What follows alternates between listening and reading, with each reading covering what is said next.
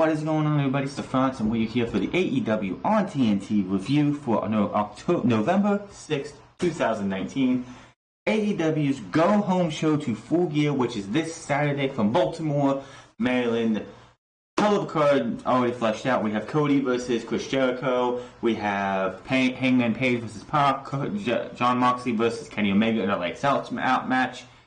It was announced that the Dark Order and Private Party would take each other on tonight. The winner would be in a triple threat match against the AEW World Tag Team Title Champions SCU and the Lucha Bros. This was also dubbed as a bronze medal match because normal tournaments in sports have gold, silver, and bronze. So, yes, they actually had bronze medals in this show. It was also announced that Emi Sakurai will be taking on Riho at the pay-per-view. And of course, if you watched AEW Dark last night on the buy-in, we will have Bea Priestley versus Britt Baker in a singles match that everybody has been waiting to see, probably since Fight for the Fallen when that concussion happened and Britt Baker did go into that. So it will be interesting to see what happens this Saturday. This was a hell of a show. And quite honestly, this was a damn good show, setting you up for it's going to be one hell of a Saturday night.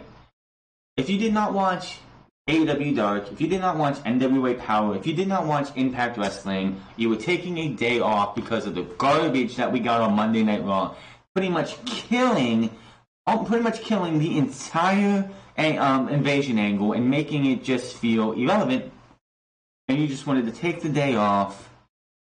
First off, you missed some good professional wrestling, some good action, some good promos. I didn't watch Impact, but for AEW Dark, NWA Power, you missed some good stuff. But if you watched tonight's show, this was absolutely awesome.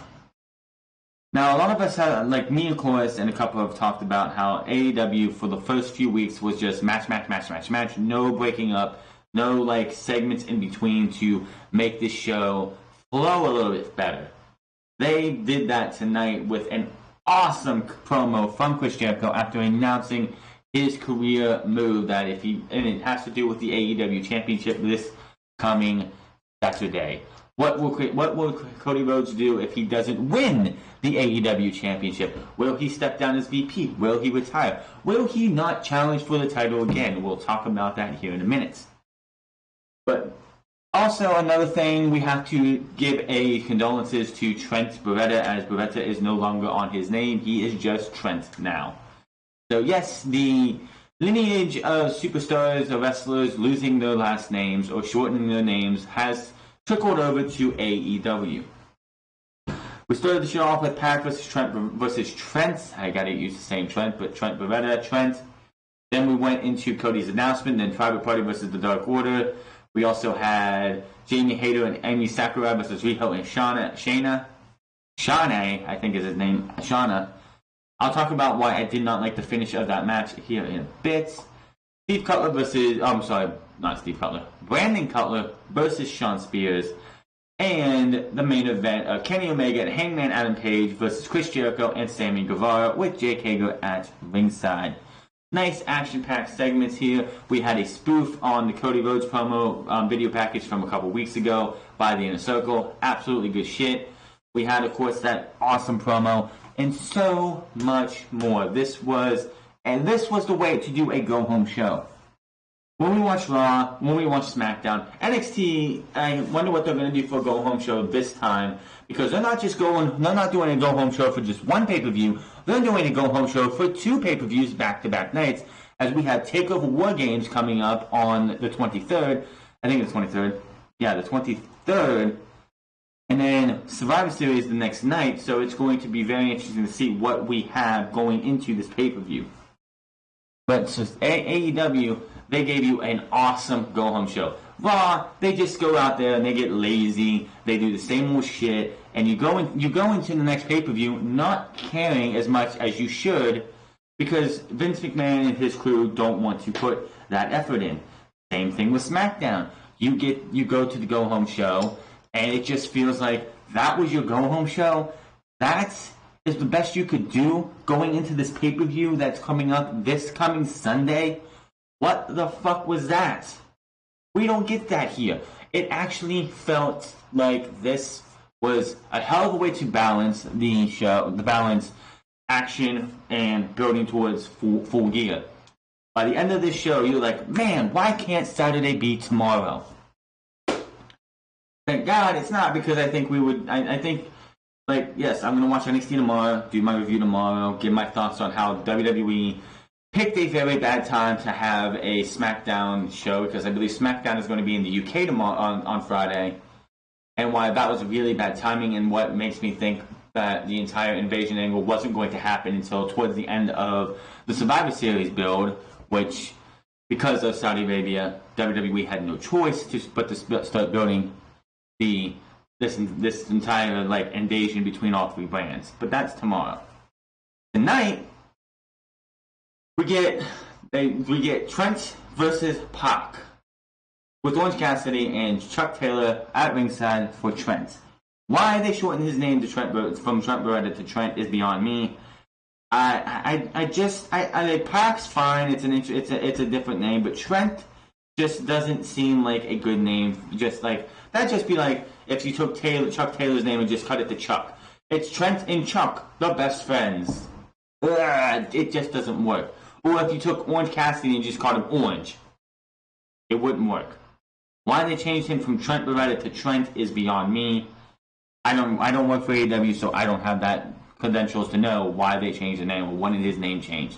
If he went to them as like, hey, I don't want to lose the Beretta name, then fine. I guess that would be his final ties to other parts of the other businesses he's been into, and he can just try and be, because Cody is not using his last name. He's just Cody. He's not Cody Rhodes, and he wants to get the American Nightmare Cody over. Maybe Trent Beretta wants to get just Trent over. I don't have a clue. But this match was absolutely great until the end.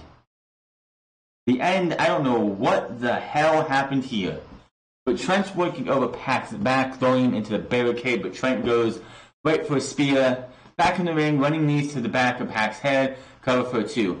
He hits a lariat, flipping Pac over as Pac tried to go for a lariat, but Trent ducked it, and then he hit his own nasty-looking shot. Swinging DDT, and Pac sells the heck out of that. He hits a swinging DDT, and Pac head hits, and then he just flips over, lands on his feet, and then falls back over straight down. Fucking awesome. Trent looking annoyed after he gets a 2 count. Let's go Trent chants. Chant, ring out. Brainbuster on Trent out onto the floor. Pac heads to the top as he throws him back in. Hits the back black arrow. Ref counts 1, 2, and then stops. It looked like to me that maybe they can put it off that maybe Pac's feet were under the ropes. But honestly, when you look back at it, it's like, what the hell was that?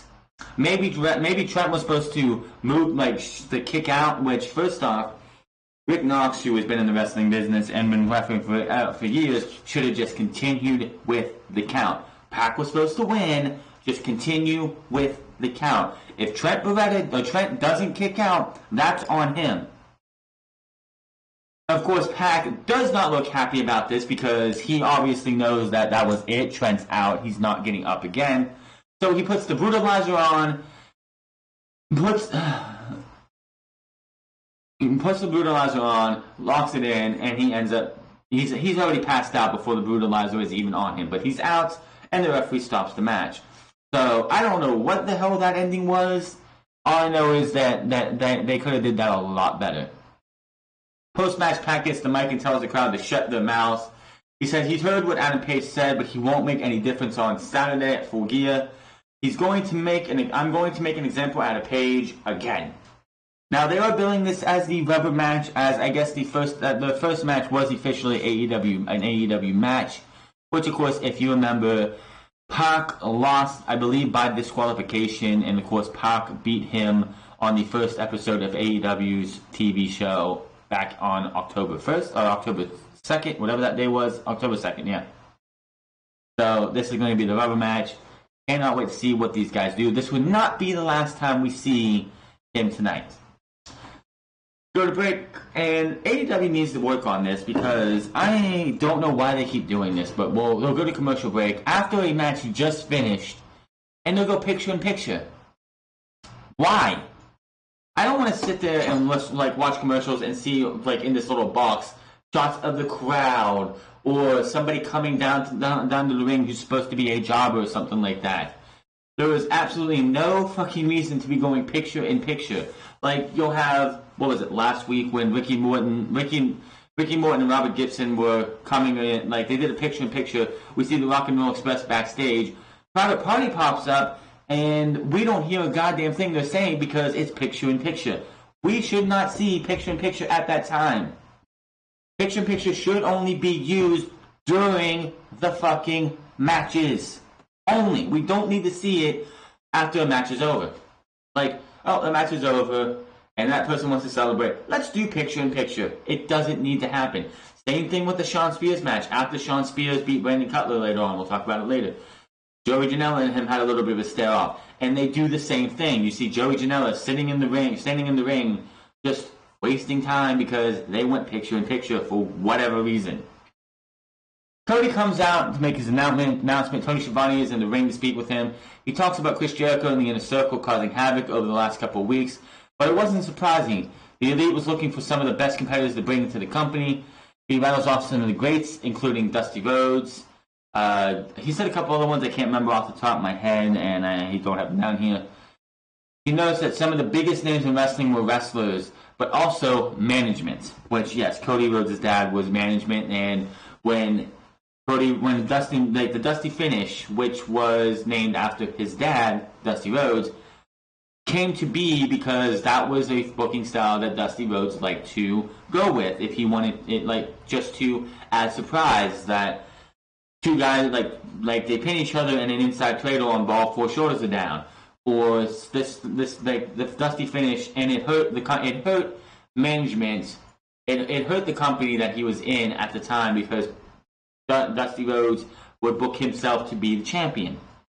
So Cody says if AEW is Ellis Island of wrestling, this is freedom. He's heard the criticism of being a management in a title match at the same time, and he gets it. If I don't beat Chris Jericho at Full Gear, I will never challenge for the AEW World Championship again. Cody says he's heard Jericho calling him a millennial bitch and someone who grew up with a silver spoon in his mouth. This, after he talked about after the announcement that he will never challenge for the title again if he does not win, he cut one of the greatest promos of the year, and quite honestly, I can do it no justice. Go find this thing. He knows that Jericho grew up with a similar childhood because his dad was a hockey player, and he called him a stupid dick, tells Jericho he needs this generation more than it needs Jericho, then says it takes him 14 years to get to this point, and he won't be discredited by Jericho's claims. I went from undesirable to undeniable. He's emotional. He's talking about.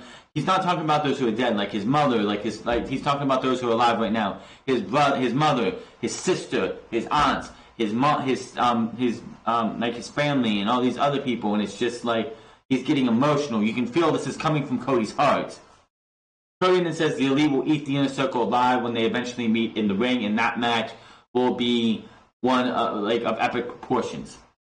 He's teasing a War Games match, but unfortunately he can't use the name War Games because that's owned by WWE, and they're not selling that because we have War Games in about 2.5 weeks. But Cody Rhodes has also said it on the call that yes, he would like to buy the War Games match name from WWE because WWE doesn't actually do a traditional War Games. They do their own version of it. They do the WWE spin on it. But he also said in that interview, in that conference call, that his dad, he noted that his dad wouldn't be happy with Cody if he just took every one of Dusty's ideas and used it for himself. So he teased that maybe we will see a variation of War Games, but an AEW name, because we have Lethal Lockdown in Impact Wrestling. We have the War Chamber in MLW. War Games in NXT. AEW will probably have their own variation of that match coming up, probably not this year, not Full Gear, but the next pay-per-view after that, with their own name. Maybe it's going to be the Warzone match. Who knows? It'll have war in it probably. Who knows? It's just like, I can see them easily coming up with their own name, their own variation. Same set of rules. Maybe it's 1 ring, maybe it's 2 rings. Who knows? But it's it's the same rules that you would see, only with a different name because, quite honestly, yes, Lethal Lockdown and War Chamber, yes, they are one ring, and one uses barbed wire around the top. Lethal Lockdown uses a cage. And they have an open cage until everyone's in there, and then they close it, and they have weapons all on the ceiling. Maybe they figure something else out, and we will see the Inner Circle versus the Elites at the next pay-per-view, whenever that's going to be, which I fully expect them to have some kind of announcement at Full Gear for a pay-per-view in January. That's when the next pay-per-view probably will be, because this is the last pay-per-view of the year. I fully expect the next pay-per-view to be in January, and we get that announcement on Saturday. It would not surprise me. Moving on, we had Private Party versus the Dark Order winning its title shot at the AEW Championship, Tag Team Championships at Full Gear. The Lucha Bros were out here. When they went the picture-in-picture after this, they had the Lucha Bros come out. They were wearing silver medals. The FCU came out. They were wearing gold medals. This match was determined who was going to get the bronze medals. Well, I don't know. Like, we all love Private Party. Private Party is getting some of the biggest reactions in AEW. The Dark Order they're just bland. I don't know why. Like, yes, Wrestling Inc. posted this out. It's like, how can you be scary, spooky and scary, if you keep losing? The Dark Order, if you wanted this Dark Order gimmick to work, they needed to go on a roughshod. They needed to run roughshod over the entire tag team division. They should have been the ones, if you wanted to get the Dark Order to be where you want them to be, they should be the ones, your first ever AEW Tag Team Champions, holding those titles hostage from everyone else, going over everybody, not losing, being undefeated, but they continue to lose and lose and lose. This gimmick does not work. I don't know what Evil Uno and Stu Grayson did as the Super Smash Brothers, but I've seen people say that these two were way better in that gimmick. Yes, I know they cannot have that name because of Nintendo owning the right to Super Smash Brothers, and they're not going to fight that. But the Dark Order just doesn't work. Just doesn't work. And it's not too late to have these guys get written off TV. I don't know how, but get written off TV. And then we don't see them for like a couple months or so, and then you see them come back as something else. Because quite honestly, again, the Dark Order just no. The crowd doesn't care about them. In the arenas, the crowd at home doesn't care about them. It's time to end this gimmick. The Librarians we'll talk about on a different time when we get to it, if they ever show up on AEW's TV show and not just on Dark. But I was hoping when this match got started, I was like, I hope the Private Party wins this match, because quite honestly, again, I don't care for the Dark Order, and I don't think anyone's going to care for the Dark Order anytime soon. But Grayson with a senton on Quinn covers for a very close 3 count. Grayson lifts Quinn up on his shoulders, but Quinn leaps off and hits a Hurricane Rana, sending Uno into Grayson. Cassidy springboards in and gets dropped. Cassidy hits a silly string DDT. Grayson was dazed on the top rope. They hit the gin and juice. 1, 2, 3. Private Party advances to the title match at Full Gear. That should be interesting. We have SCU, the Lucha Bros, and Private Party. That should be fucking awesome. I fully expect that to be the night we see Chris Jericho come back. Not Chris Jericho. Christopher Daniels make his AEW return. For moral support. And I fully expect Private SCU to continue to be champions. There's no reason. They just won the titles last week. You're not taking the titles off of them. JR says there's a video sent to them from the Inner Circle, and this video is so funny. They started off, Chris Jericho sitting there, he has his title on his shoulder, and he's just sitting there, and immediately I knew this is spoofing what Cody Rhodes did about 2 weeks ago, where they had that video package. Cody didn't say anything in that video package. He's just, outside of what he said to his wife in the beginning, he's there, he's just sitting, just focused, or like spacing out. She's asking him about something. He gets up and says, sure, and gives her, I think, a kiss on the cheek, and then walks away. This here is like, he's just sitting there, holding the title on his shoulder, which, by the way, that title is awesome looking, and quite honestly, Chris Jericho and this entire thing just was fucking awesome. But anyway, he's sitting there. They're doing the whole spaced out thing. Sammy Guevara comes. We have these two things for the bubbly. We have this one. We have this one. He's talking about both of them. Jericho gets up and says, sure, and walks off. And then we see Jericho hanging in a tub, drinking some bubbly. We see Sammy Guevara say, he is a father figure to me. He's like a father figure to me. Just talking, and then we see Soul Train Jones, a.k.a. former WWE superstar Virgil, praises Chris Jericho, saying, I've known Chris Jericho since he was 12 years old. Guevara says Jericho is in the prime of his life and the youngest AEW champion in history. Crowd laughed at that. They show Jake Hager, he's just got his hands behind his back and just has his death stare as he just looks off. Looks right at the camera and just stares at it. Jericho says it's tough to get up every morning and realize how great I am. Virgil says Jericho's talent is like the Olive Garden breadsticks, unlimited. Really? Did somebody bribe Virgil with Olive Garden breadsticks? That's why he brought him up. Jericho, of course, drops a little bit of the bubbly line and gets a big pop from the crowd. And this thing was just fucking fantastic. This was just good. You had, like, Sammy Guevara say, he's 48 and he's in the prime of his career and he's the youngest AEW champion of all time. And they brought in this woman who was apparently Chris Jericho, Chris Jericho's aunt's friend from church. And she's talking like, if I know little Chrissy, he's going to kick Cody Rhodes' ass. This shit was just so much comedy gold right here. This was fucking how you build a thing. This was just great. I can't do this justice. You need to go check this out. Jamie Hayter and Emi Sakurai versus Riho and Shayna. This was, if you look at last night on AEW Dark, we had Big Swole and Mercedes Martinez versus Sadie Gibbs and I can't remember who Sadie Gibbs tagged with. But actually I think it was Shayna.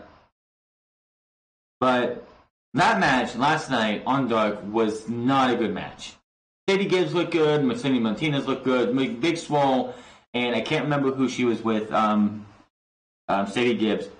I'm sorry, it was Allie, yes. It was Allie and Sadie Gibbs versus Big Swole and Mercedes Martinez. Allie, I don't know what Impact did to hide her faults, but Allie has not looked good her entire time in AEW. She has looked very, very green, very, very, like, she's not ready to be on TV. She doesn't look ready to be on a pay-per-view. She looks like somebody who's going to be on AEW Dark for a very, very long time.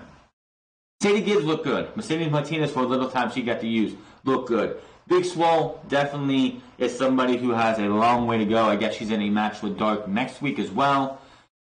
This match was a lot better because I guess Rio and Shana and Emi Sakurai and Jamie Hayter have a lot more experience.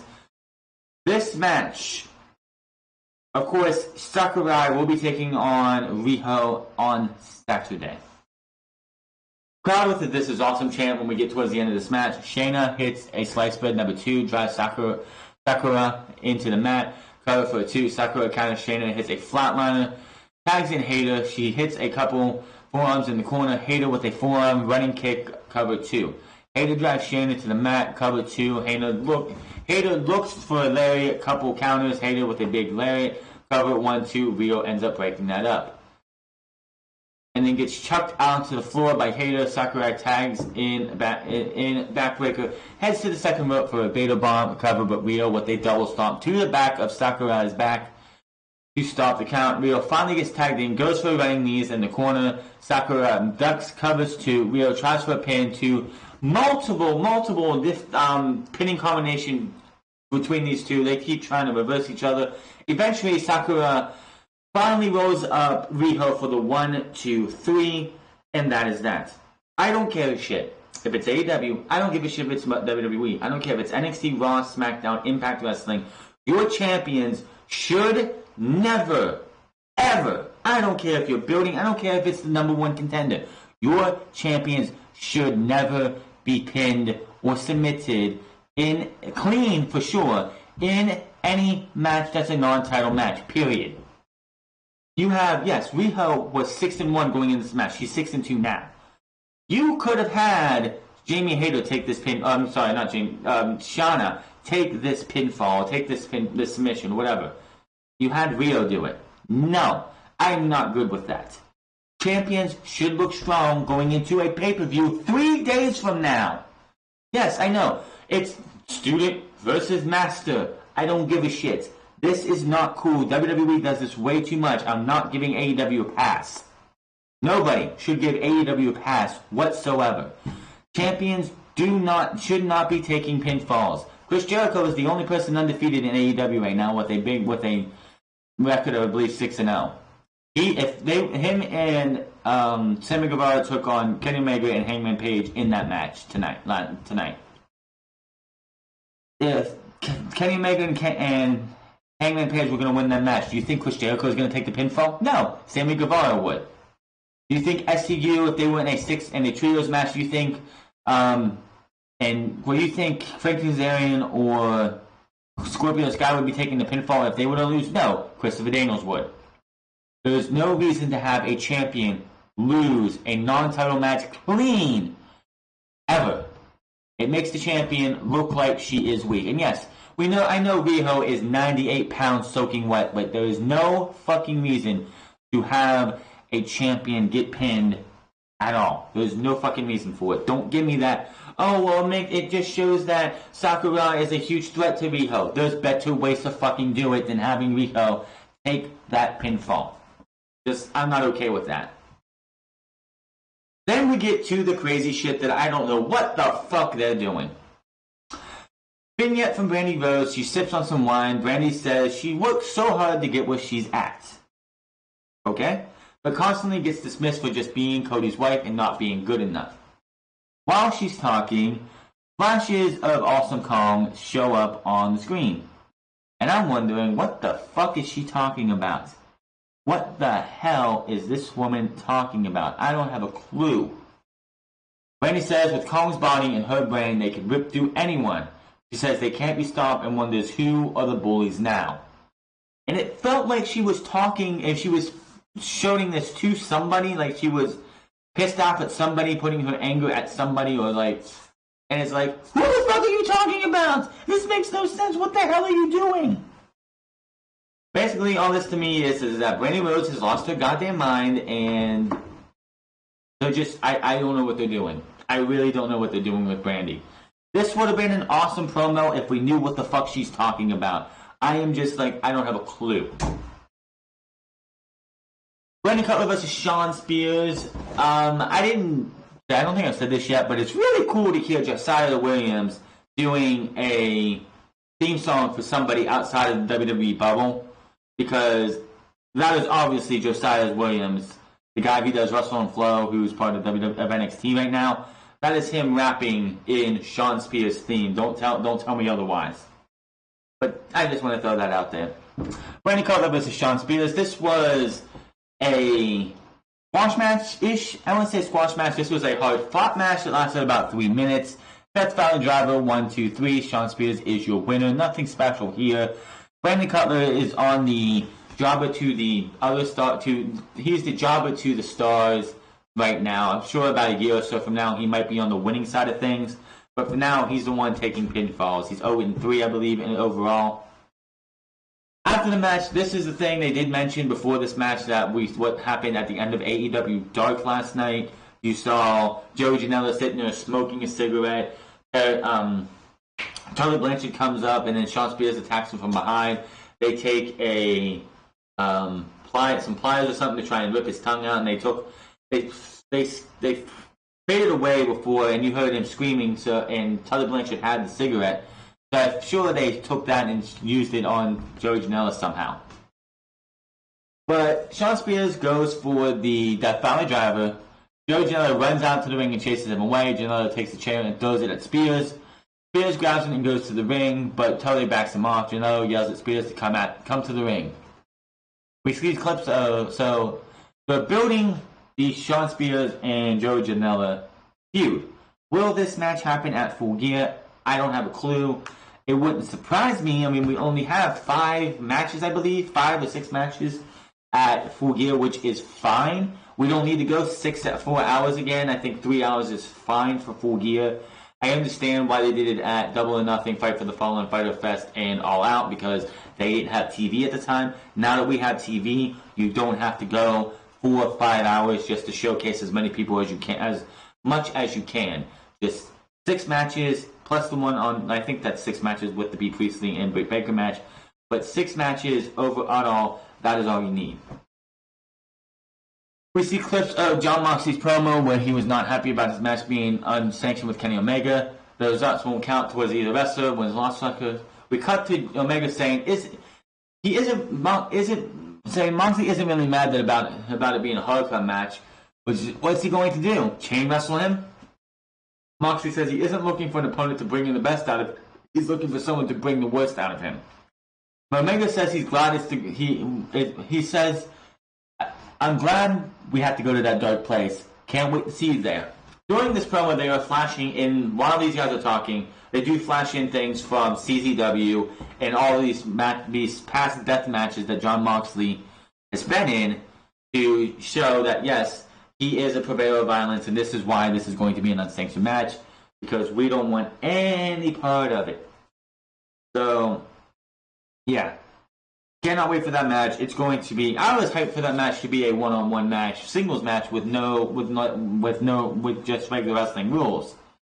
But now that it's going to be an unsanctioned match, I think that's going to be a hell of a match. But yes, Jon Moxley, Kenny Omega, this coming Saturday. Kenny Omega and Hangman Page versus Chris Jericho and Sammy Guevara, and it started at 9:30. 9:31, I'm looking at this, and I'm like, you hear Justin Roberts say, "This is your main event of the evening." I'm like, main event time already? Main event time already. By the time I took to do the reviews right now, up to now, this match, that's as long as this match went. Well, I wouldn't say that, because they did have a good little bit of activity after the match. But this was a hell of a match. Now, I've had this gripe for AEW for the last few weeks, and they really need to get this under control. They do it with the Lucha Bros, they do it with any other tag team match, it seems like. This match had it, the Private Party Dark Order match had it, and it just seems like tag team matches they need to get under control. The women's tag team match as well tonight had it. I know that AEW, in their rules, in the very first episode of AEW's show, JR mentioned that instead of a 5 count to get out of the ring, they have a 10 count, which is fine. Having your own rules to differentiate yourself from everyone else. However, there are so many times where you'll see, like, Matt and Nick Jackson versus Private Party. You'll see everybody just in the ring. You don't know who the hell the legal person is.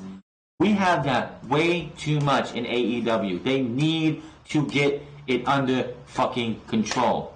I guarantee you, I don't give a shit. I guarantee you, if WWE let their superstars do that, where they were just all fucking crazy and the referee didn't have any control, you don't know who the fucking legal man is, people would be talking shit on them. You have to hold AEW to that same standard. I'm tired of seeing matches where tag team matches for sure. I'm tired of seeing tag team matches where all hell breaks loose and you don't know who the legal man is for 80% of the match. You got to get these matches under fucking control. That is outside of the women's division, which is it's getting a little bit better, but it's still, if you're gonna do comparison to anything for AEW compared to NXT, promos of AEW, NXT have the women, plain and simple. The men's divisions on both sides are good. AEW has a tag team, but the NXT has the women. Just saying. The women's division in NXT is so stacked, it's so good. AEW's isn't there yet. But it's just one of those things, it's just, I don't know why. Like, it's like Matt and Nick Jackson at that rally in January said, we want to make tag team wrestling matter again. Yet you're shitting on tag team wrestling by letting your superstars or your wrestlers go out there and do whatever the fuck they want. There are rules and guidelines to a tag team match. If it's a Texas Tornado match, then have that and do whatever the fuck you want. But a normal tag team match needs to get under control. This was a good match here. This one was about 20 minutes, 25 minutes, I believe. Towards the end of the match, Page is beating up Jericho. He knocks Guevara to the floor, hits a fallaway slam on Jericho, lands a flying crossbody down on Guevara. Jericho looks for a Lion Tamer, which they call it the Lion Tamer because I guess Walls of Jericho is WWE copyright. I don't think so, but whatever. Page spins out of it and then knocks Jericho to the floor. Guevara ends up getting tossed out to the floor, but Hager caught him. Yes, Hager caught him. Omega with a leap over down to the floor, hitting both Guevara and Hager. Page with a moonsault to the floor on Jericho and Guevara. Referee gets distracted, and Pac shows up as Page is trying to get back into the ring. Hits the low blow, sends him to Dick Kick City. A Days Page eats a Judas effect for the 1, 2, 3. Chris Jericho and Sammy Guevara are your winners. After the match, this is where everything broke down. Inner Circle beat up on Page for a bit, and then out comes Cody to make the save to get Jericho, but Jericho gets away. Cody pops Guevara and turns his attention back to Jericho. They talk and yell for a bit. Hager and him are backing up, and all of a sudden you see MJF just whack Hager in the back. Then he just waits for Jericho to turn around, hits him in the stomach, and then throws him into the ring. Jericho then gets hit with the crossroads, and Omega rolls into the ring while Cody grabs the title and holds it up. While he's holding the championship up, Jon Moxley starts running, coming from the crowd like he did last week, with a barbed wire bat in his hand. Moxley gets to the ring to face off with Omega while Cody looks on, but Jericho attacks Cody and pulls him out of the ring. Omega backs off as Omega backs off to get out of the ring, but he's not going to help Cody. He's going to get a little bit of his own weapon of choice. Jericho, Hager, MJF fight on the ramp. Cody, Jericho, Hager, and MJF fight on the ramp. Omega then comes back in the ring with a barbed wire broom. He and Omega, by the way, the barbed wire broom and the barbed wire bat, if they are not used on Saturday, then this has been criminally, they're doing something wrong, because that has been teased for far too long. We better be seeing barbed wire bat and barbed wire broom action be on Saturday. But all of a sudden, Santana and Ortiz come running out for whatever goddamn reason. They beat up on Moxley and Omega for a moment, but then the Young Bucks run down, duck via weapon attack, super kick to both of them, hit stereo suicide dives to battle up the stage. Matt then almost gets powerbombed off the stage, but Omega hits the V-trigger on Omega. Moxley comes in and hits the Death Rider on Santana. Moxley and Omega then start fighting each other to the back. Inner Circle and the Elite all swinging away, beating the hell out of each other. Nick Jackson on top of one of the entrance circles just does his imitation of Jeff Hardy and does a swanton off of the top. Holy shit moment from the crowd. Inner Circle retreat back towards the ring while the Elite back at them. Matt ends up charging down and everyone starts fighting again as we go off the air. Make a prediction here. We're gonna have a brawl in that match for Omega and Moxley. After that match is over, they're going to find respect for each other, and then next week on AEW TV we will have Kenny Omega and Jon Moxley versus Pride and Powerful. They set that up. For whatever reason, Pride and Powerful wanted to beat up Kenny Omega and Jon Moxley. They will get their receipts on next week. That I am predicting. If it doesn't happen, then I'm wrong. But I just feel like that's what they're setting up, is that Jon Moxley and Kenny Omega, after they beat the hell out of each other on Saturday, a week from today, they're going to be teaming up to take on Pride and Powerful in a tag team match. I think that would be fucking awesome. So AEW just hit a home run when it came to a go-home show. I think this is the best go-home show we have had for a good while. NXT's go-home shows have never been anything special. It's usually you have a match maybe here or a match maybe there that has to do with somebody at going on and TakeOver. You have all your hype promos, which they're not going to be able to do what they like NXT go home shows for takeovers if they do them anymore, which they're going to do one on WrestleMania weekend. I guess TakeOver Tampa has been confirmed, but War Games they're not going to be able to sit there and just half-ass it. They half-ass it and they give you maybe a match or two, and then they give you a ton of promos, like a promo package for like everybody who's going to be participating at the takeover. They cannot do that. They're on USA Network. USA Network would not let that fly probably. So we're going to see, because they have not only TakeOver War Games, but Survivor Series to be on. But anyway, back to this. This was fucking fun. Raw, SmackDown go home shows for the last 2-3 years, maybe even 4 or 5 years, have been disappointing every step of the way. Every step of the way. I have not enjoyed one fucking, one go-home show outside of probably SmackDown late 2016 when they were the legit land of opportunity. But since the Jinder Mahal era of being a WWE champion, SmackDown's go-home shows have been trash. Raw's go-home shows have always been trash. So, just kind of, comparing is not a good thing to do, but actually you can compare this and say, NXT and AEW are two of the best products you have. I can't wait to see what we see from NXT in a couple weeks for their go-home show. But for this was fantastic. I don't think they could have did it any better, in my opinion. I don't think they could have did it any better. The biggest thing about a go-home show is having a balance between building for the pay-per-view and building intrigue for your next episode, which, yes, I know, next week's episode is going to be the fallout from AEW's, from Full Gear. It's going to be the fallout. But you want to have things going into there that we're going to be guessing.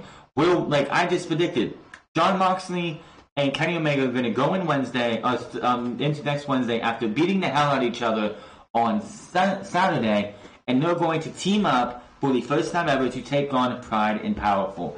That's awesome. If that happens, sign me the fuck up. It'll be awesome. So they did their job.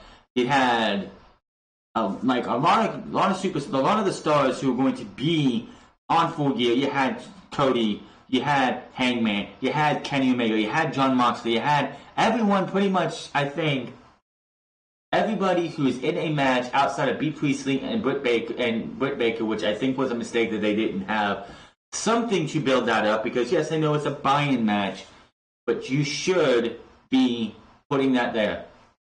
Now, NXT, I'm doing tomorrow.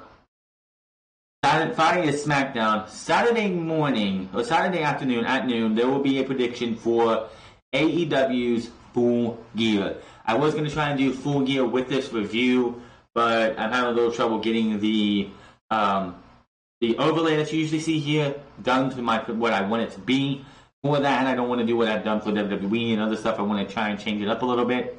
So I'm a little delayed on that, so I hopefully will have that up. And that will be up Saturday morning or Saturday afternoon at noon.